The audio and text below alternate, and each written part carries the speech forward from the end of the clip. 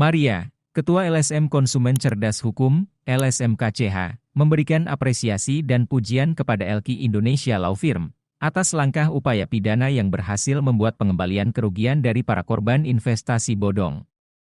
Maria selaku Ketua LSM KCH dalam apresiasinya menerangkan bahwa awal mula di tahun 2020, banyak lawyer dan pihak yang skeptis atas langkah pidana yang diambil LQ Indonesia Law Firm. Disebutkan bahwa langkah pidana akan gagal mengembalikan kerugian seperti layaknya kasus First Travel di mana aset disita negara. Mayoritas lawyer menyarankan mengambil langkah perdata kepailitan PKPU. LQ Indonesia Law Firm lah yang paling vokal dan berani menyuarakan mendukung langkah pidana di kepolisian dan menerapkan pasal TPPU untuk menyita aset sebagai ganti kerugian.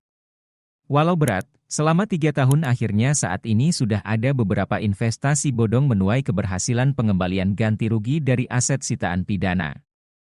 Dilansir dari pers rilis Mabes Polri, Brigjen Pol Wisnu Hermawan, menginformasikan bahwa berdasarkan hasil audit ada kerugian sekitar 300 miliar rupiah yang melaporkan pidana TPPU terhadap PT SMI, pencetus robot trading Net 89, di mana jumlah aset sitaan adalah 2 triliun rupiah.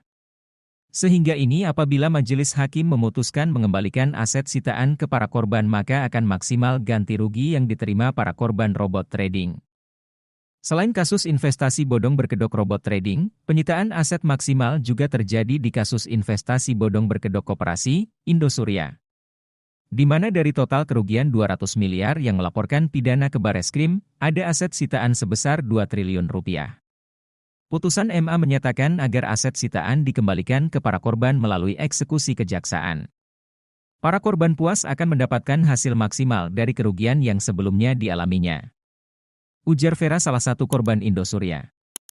Diketahui bahwa LQ Indonesia Law Firm lah sebagai firma hukum terdepan yang mengawal langkah pidana terhadap Indosuria, Net 89, Kresna, DNA Pro, Fahrenheit dan beberapa investasi bodong lainnya.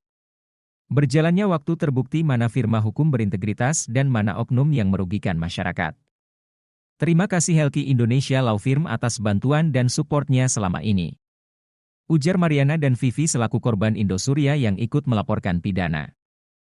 Selain Indosuria, sudah ada beberapa putusan pengadilan seperti KSP Sejahtera Bersama, DNA Pro, Fahrenheit, DLL yang mana majelis hakim memutuskan mengembalikan aset sitaan pidana ke para korban investasi bodong yang melaporkan pidana. Terbukti langkah yang disarankan LQ Indonesia Law Firm menuai keberhasilan dan meringankan beban masyarakat yang menjadi korban investasi bodong.